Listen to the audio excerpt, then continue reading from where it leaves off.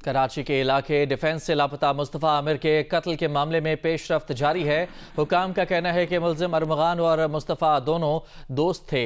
लड़की पर मुस्तफ़ा और अरमगान में झगड़ा न्यू ईयर नाइट पर हुआ था। ये सारा मामला है क्या, जानते हैं नुमाइंदा जियो न्यूज़ काशिफ मुश्ताक से। काशिफ, क्या तफसीलात सामने आई इस तमाम मामले की?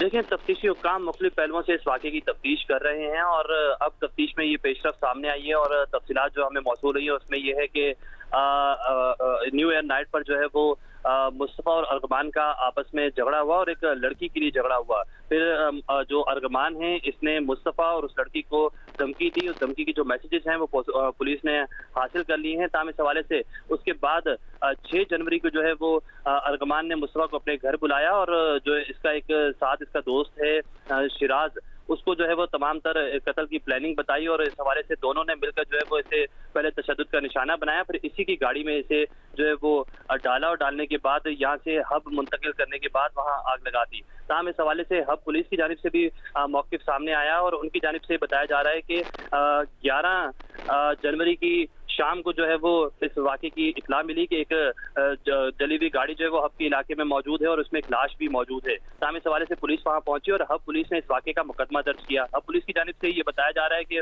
वाक़े का मुकदमा दर्ज करने के बाद जो लाश वहाँ से मिली थी उसका DNA सैंपल लिया गया और लाश जो है वो ED के हवाले कर दी गई थी। ताहम इस हवाले से कराची पुलिस को भी इत्तला दी गई थी, लेकिन कराची पुलिस यहाँ मुख्तलिफ पहलुओं से तफ्तीश कर रही थी और तफ्तीश में ये चीज़ कराची पुलिस को मिली कि जो मुस्तफ़ा का मोबाइल फ़ोन है वो डिफेंस खयाबान मोमिन में एक घर में मौजूद है। ताहम इस हवाले से पुलिस ने जब वहाँ छापामार कार्रवाई की तो मुकाबला हुआ। मुकाबले के बाद जो है वो इसे जो अरगमान है इसे गिरफ्तार कर लिया गया। ताहम अरगमान की निशानदही पर जो है वो शिराज नामी शख्स को भी गिरफ्तार किया गया और इन दोनों से जब तफ्तीश की जा रही थी दोनों मुसलसल अपनी तफ्तीश में बयानात बदल रहे थे।